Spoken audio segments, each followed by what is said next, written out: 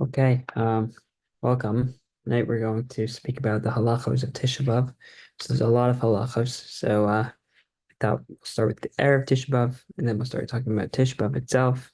Right now we're in the 9 days. We're just going to go straight for Erev Tisha B'Av and then Tisha B'Av because there's there's a lot there, and we're not meeting before Tisha B'Av happens. So tonight is a good night to prepare and know the halachos. So we're gonna go through the Kitzur Shulchan Aruch, maybe some. We're just gonna go through his order of how he does things, and maybe some other ideas as well. So the Mishnah Berurah too. So he starts by saying, so the halachos of Erev Tisha B'Av. So there's a few. So he writes a bris milah v'chein pidyon haben shechal be'erev Tisha B'Av. Rosinas Seuda Kodem Chatzosayim. Okay, so if you're making a bris or you have to do a pidyon ban, and it's on Erev Tisha B'Av, then make sure to do it before midday. Okay. Usually not so relevant. Um, halacha number two. Lo yitayel be'erev Tisha B'Av. So on Erev Tisha B'Av, the halacha is you're not supposed to just go on a pleasurable walk. V'noagin also, the custom is shlo lelmod achar tzarayim ki im bidvarim shemutarim lelmod b'Tisha B'Av. So the halacha is that on Erev Tisha B'Av, he writes, Kitzur Shulchan Aruch writes that the custom is to already begin there's a prohibition on Tisha B'Av of learning Torah in general. You shouldn't study Torah. However, there are certain texts in the Gemara and in Navi, which are permitted to learn because those are things which cause sadness. The reason why we're not supposed to learn Torah in general on Tisha B'Av is because it's something which gives us great pleasure. It's an amazing halacha is that that's how pleasurable Torah should be to you and is to us, that when we learn it we're so happy. So on Tisha B'Av, we're not allowed to learn Torah except for things which would make us sad. So Kitzur Shulchan Aruch says that already on Erev Tisha B'Av, the day before Tisha B'Av, you can't learn your regular Torah that you normally learn, and you'd only be permitted to learn these special portions in the Gemara or in the Navi, which make you more sad. So that's what the Kitzur Shulchan Aruch says. However, the Mishnah Berurah, he cites other opinions, and they say, no, that's a big chumrah. That's way too stringent. And the Mishnah Berurah says that if someone wants to learn what they would regularly learn in a regular day, then that would be permitted on Erev Tisha B'Av. Tisha B'Av, he agrees. But for Erev Tisha B'Av, he disagrees. So in regards to Erev Tisha B'Av, it seems like we have a machlokes. Kitzur Shulchan Aruch says already on Erev Tisha B'Av, only learn the sad parts, and the Mishnah Berurah says it's okay. It seems like the practice is to be lenient, like the Mishnah Berurah. Rabbi Leibowitz said on the shears that he said is that the custom is certainly to be lenient about it. He said it's hard enough for us to learn as it is. You don't need to this isn't it's probably not a good idea to be too stringent about this. Okay, now we'll talk about the Suda Mahamapsekis. So what's a Suda Mapsekis? So it's the final meal before the fast. So something to just be aware of before we start reading this halacha is that um, like when before Tisha B'Av starts, what we're gonna do is we're all gonna go into our house. We're gonna have a big meal so that we're not to make sure we're all filled up before we have to fast. Um, and then we're going to do this thing called the Suda Mafsekes, which is really the final meal. But the big meal that we have, which we're all going to have, which is this is really the practice. That's not what we would call our Suda Mafsekes. Suda Mafsekes is the meal that we're going to have after that. It's going to be a smaller meal because we're already really going to be full. And there's a specific reason for that is because there's a lot of specific halachos and prohibitions that come with the official Suda Hamavsekis, the official last final meal. So if we make our big meal, the meal before that, we're able to be more lenient. We're able to have normal foods that we'd want. So let's see how he writes about the Suda Mapsekis. He says, Binyan Suda Mapsekis, Yishkam Dinim. So in regard to this final meal, the Suda Mapsekis, there's a few laws. Vehamena Kayashar. says the appropriate custom is hulechol koda mincha sudas keva. So before mincha, you should have a normal meal, a big meal before you daven mincha. V'achar kach mispal mincha, and then afterwards you should daven mincha. Beidom mitachanun, and don't say tachanun there. Mishum de Tisha B'av ikr moed. T'chsev kralai moed. He says you don't say tachanun on Erev Tisha B'av. Why? Because Tisha B'av is called a moed. That's because one day it's going to turn into this big moed, this day of celebration. But so Tisha B'av is referred to already as a moed, even now, even though we're mourning. But that's why you don't say tachanun. But anyways, back to the Suda Mafsekes. V'samach la'arev, and so after you daven mincha, right before, so before the evening, yoshvin al haaretz, so you should sit on the floor. You don't need to necessarily remove your shoes when you have this meal, and you should eat this meal, the suda mafsekes. Below yeshvu shlosh biachad, don't eat it with other people. Eat it by yourself. Shelo yischayvu bezimun, because then you don't want to be obligated in making a zimun on it. V'yochlin rak pas im beitza mivushelas kasha v'kara. So you should only eat, he writes, bread with this cooked egg. Sometimes it needs to be cold, sometimes it doesn't need to be cold. In Shulchan Aruch, the halacha is that you can't eat cooked. You can only eat one cooked food. You can't have more than one cooked food. So two cooked foods would be a prohibition. And the Taz says you can't have like alcohol at these meals. And Shulchan Aruch says no chicken or fish. These are all things which would make you too happy. So the practice is to just have an egg and to take a bread, right? He says v'tovlin k'tas pas be'efer v'ochlin, and take a bread and dip it in ash. So that seems to be the practice for this Suda Mafsekes. And you should be careful to finish it before it turns into the night. And the Mishnah Brura mentions this idea to say, Zehu Sudas Tisha B'av. This is the meal of Tisha B'av as you eat this Suda Mafsekes. So again, just to summarize the halacha is that you have your regular meal, and then the best practice would be to daven mincha afterwards, and then have your official last meal, which would be an egg and a bread. If you're not able to daven mincha as a break, then you should try to do something, which would be sufficient to be a break in between your big meal and your last meal, your Suda Mafsekes. Because otherwise, then you get into the issue of maybe you're just making brachas which are not necessary. So you should do something to do a break. Okay. But and then the other key to remember is that so you sit on the floor. We sit on the floor in Tisha B'av. We don't sit in chairs.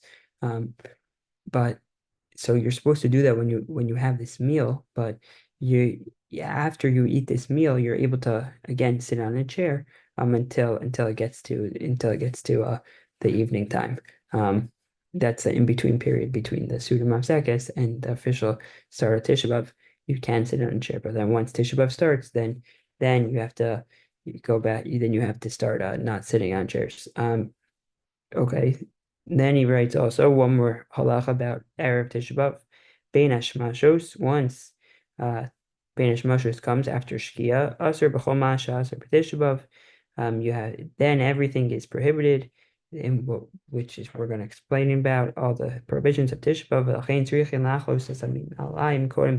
So he says, therefore, you should already take off your shoes before evening happens, because then otherwise you're going to be wearing your shoes as evening happens. Okay, so let's get into the halachos of Tisha B'av.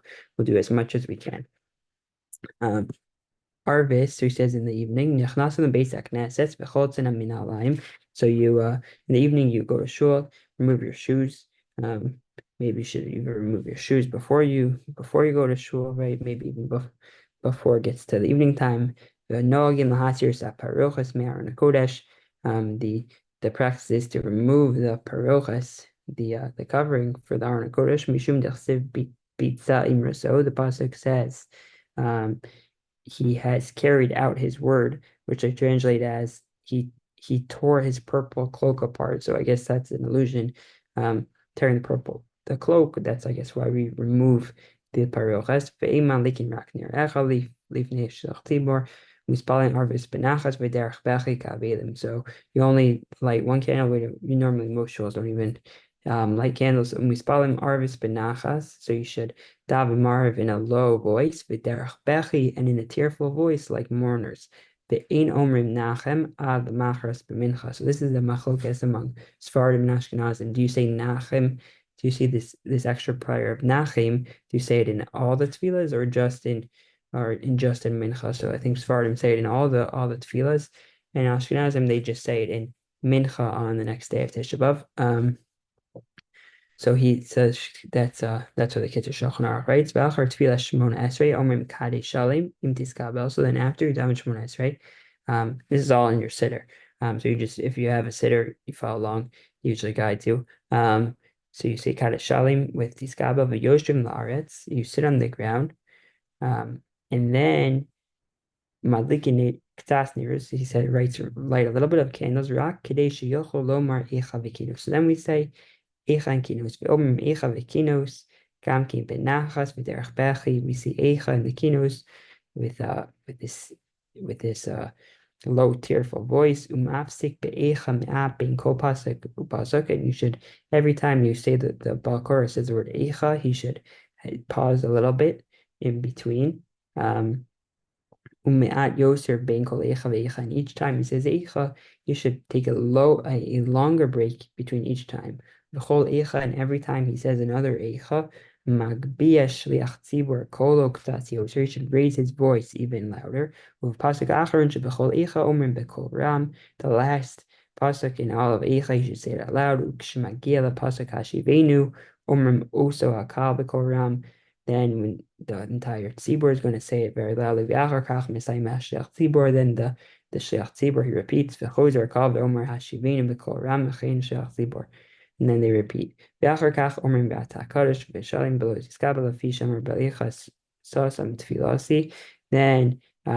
he says Kaddish without Tiskabel because the pasuk says he shut out my prayer.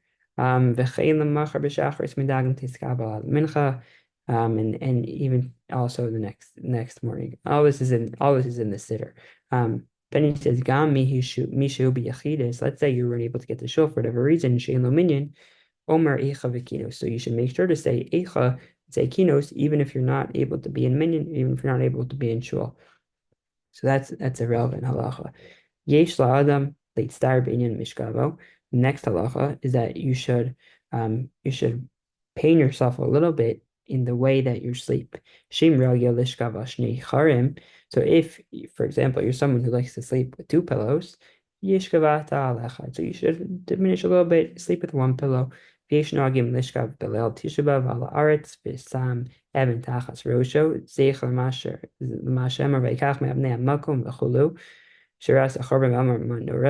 people have the custom to sleep on a rock. So you put your head on a rock because as a zecher to Yaakov who slept on a rock.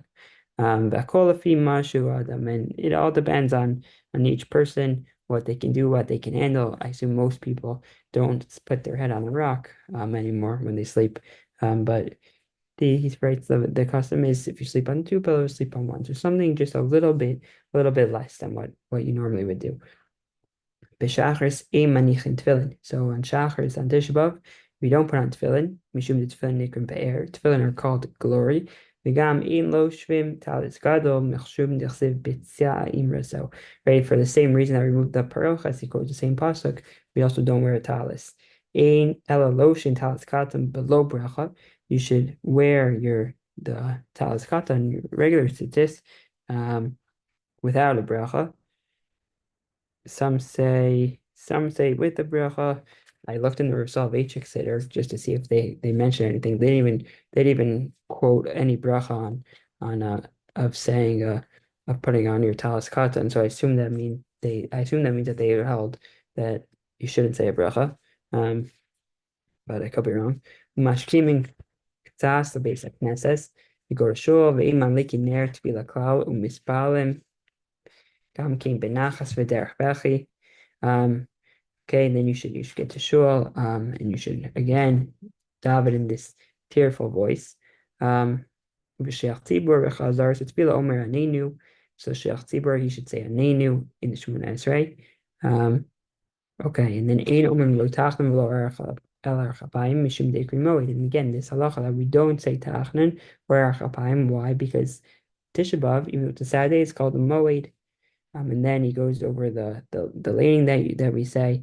He goes to a very interesting practice, which is not mentioned in the Mishnah Berurah, but the Shulchan Aruch mentions it. He says, "V'nachon sha'olah." So it's a person who gets an aliyah on Tisha B'Av. He says, "Yomer balachash kol bracha." Before he says the bracha, he should say, "Baruch dayan ha'emes." That's what he quotes. Never heard that before. I'm not sure where it comes from, but the Mishnah Berurah does not quote this practice.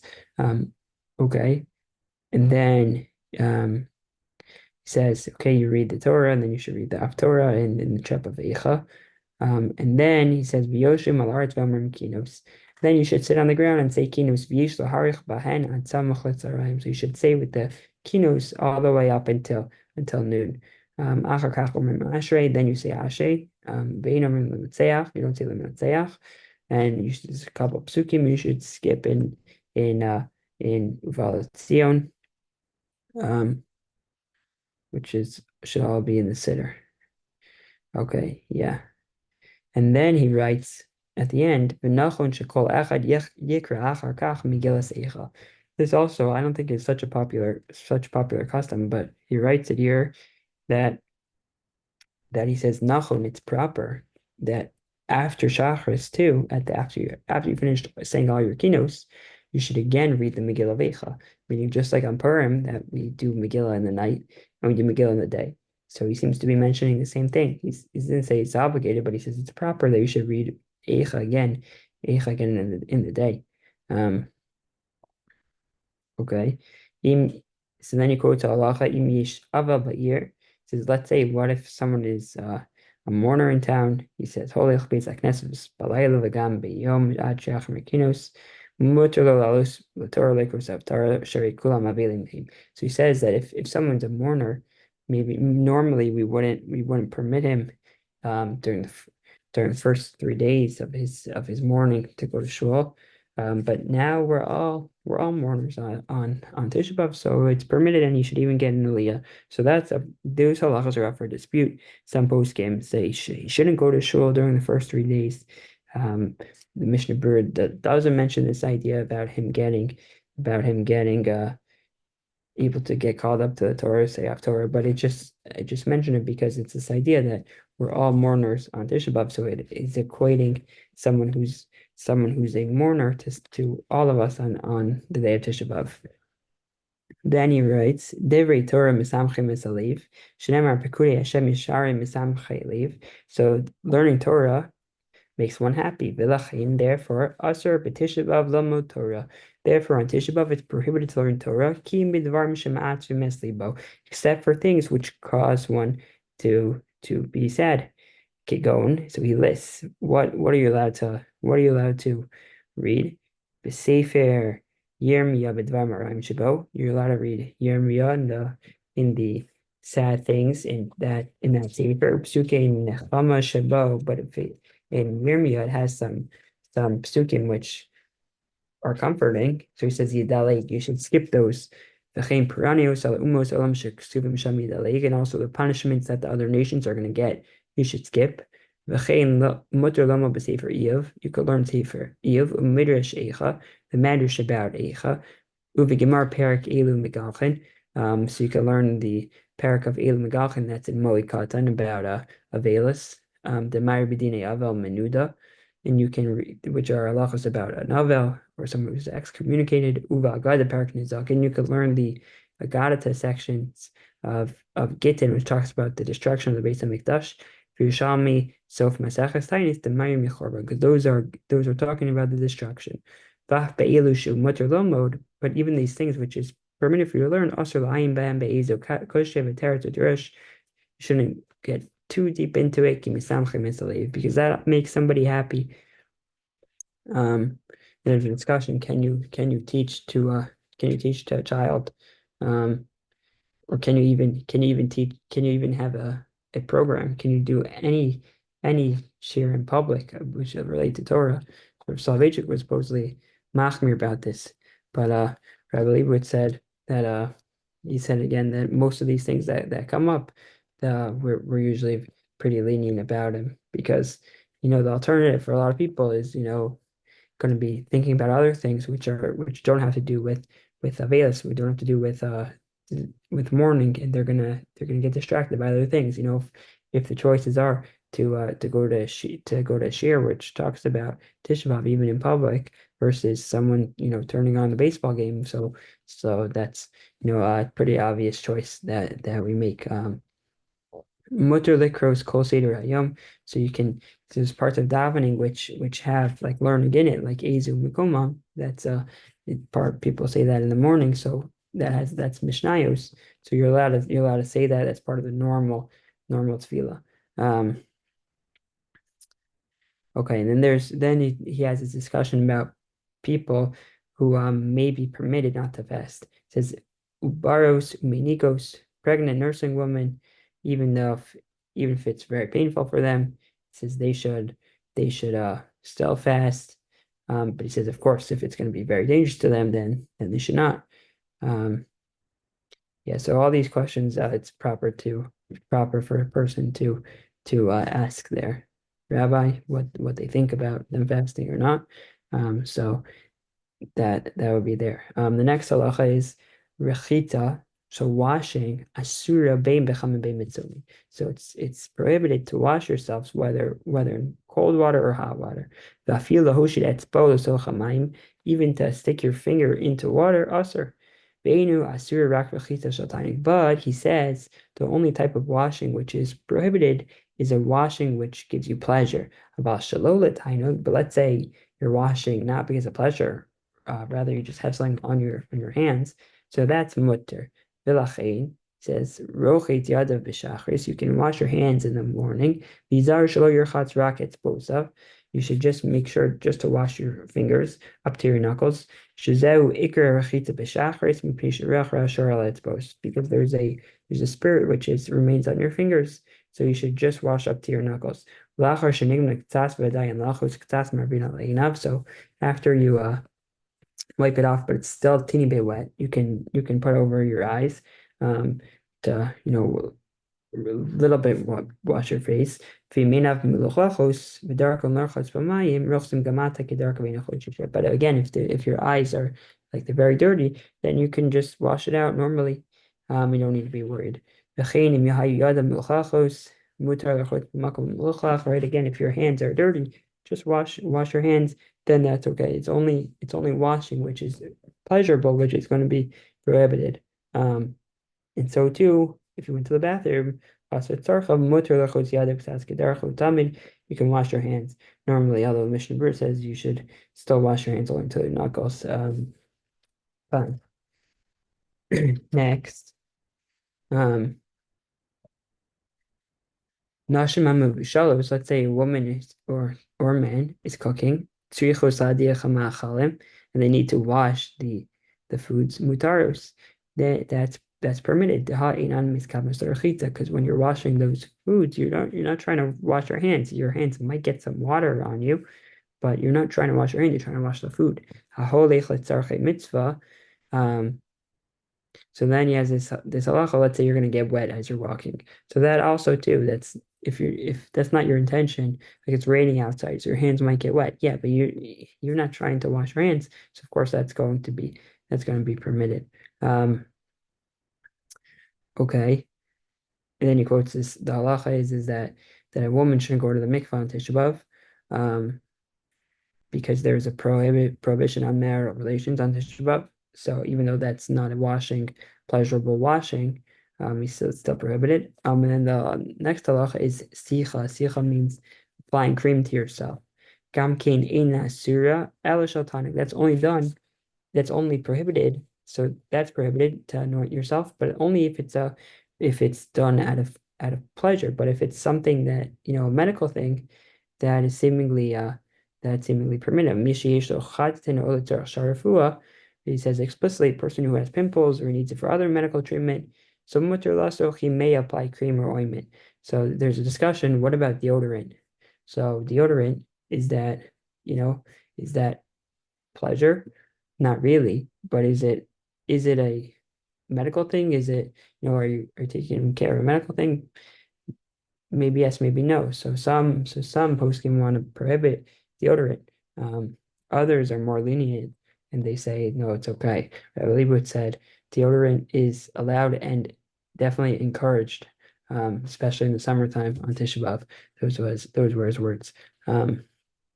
Okay, now shoes. Nila says sandal, ina sura elishel, or wearing shoes is only forbidden if they're made of leather. Val shel beged bechadome, let's say they're made out of cloth or similar material, or if they don't have soles made from leather, mutter. So basically, shoes can't be made of leather. If they're not made from leather, they are permitted. Then there's an interesting heter, interesting um, leniency. Yeah, holchem bein hagoyim. Let's say you have to go among non-Jews for whatever reason. Nogim labosh min alayim shelo yeh lalag. So then you're able to wear shoes because otherwise you're going to get ridiculed. V'yesh leitin afer b'socha min alim. Maybe you should put just dirt inside the shoes. But someone who's very strict with himself, he should make sure to be stringent. So it's an interesting leniency is that if you're going to be among non-Jews, you're able to wear normal shoes.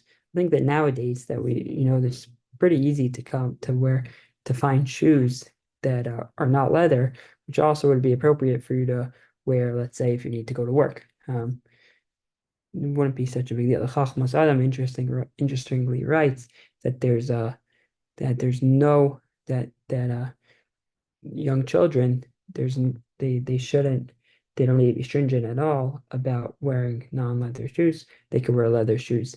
But it's an interesting point that he's saying that, but if it's not young children, they don't really have to fast. So like what's the best way to it's probably like a good way to teach them that there is this concept called Tisha B'av, and there are these halachos about Avelis.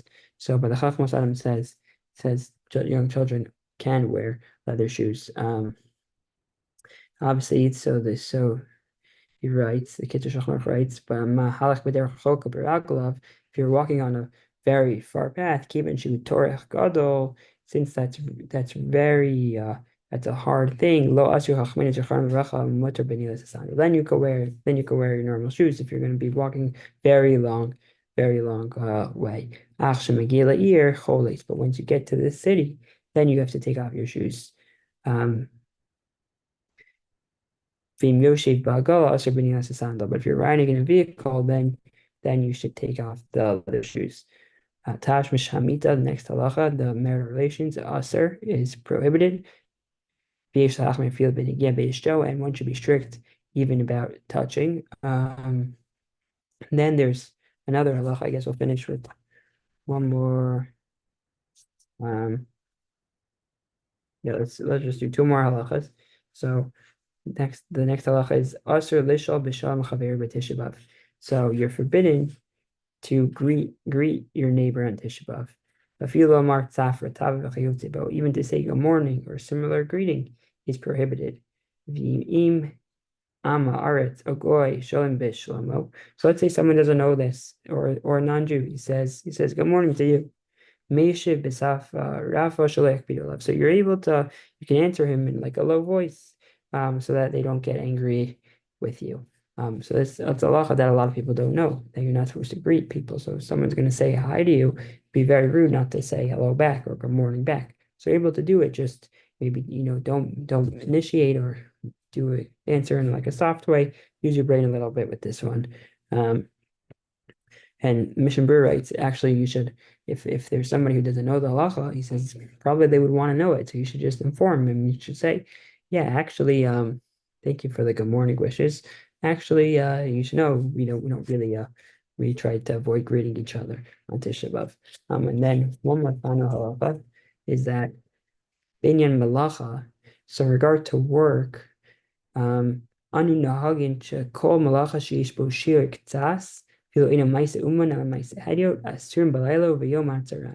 malacha that work, right? So normally malacha comes to Shabbos, there's a lot of different things which are malacha, which might not be so hard, like flipping on a light switch, right? That might be a malacha.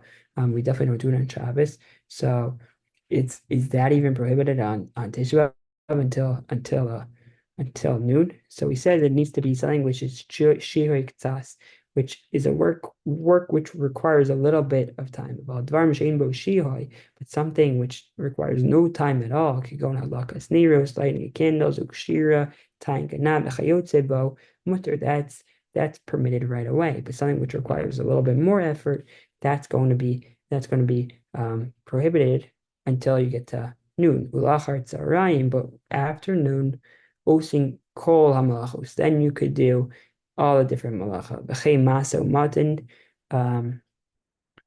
So to business.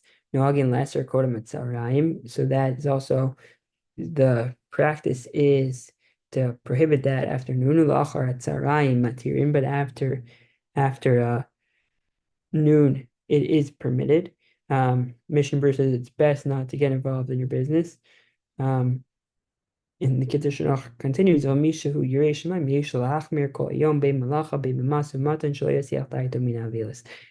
who's God-fearing, he's going to want to be stringent upon himself the entire day, whether it's malacha, whether it's work, or masumatam, business, so that he doesn't lose his mind from thinking about the Avelis, thinking about Tisha B'Av. And the Shulchan Aruch writes that one who does not work on Tisha B'Av, one who does work on Tisha B'Av will not see any profits from his work. You won't see any benefit from that work. But at the end of the day, some people don't really have a choice. They have to do work on Tisha B'Av. They should just try to think in their brains about the Avelis as much as they can. Okay, so there's more halachos about Tisha B'Av, but I think we covered most of them, a lot of them, and we should merit seeing the Mashiach this year on Tisha B'Av.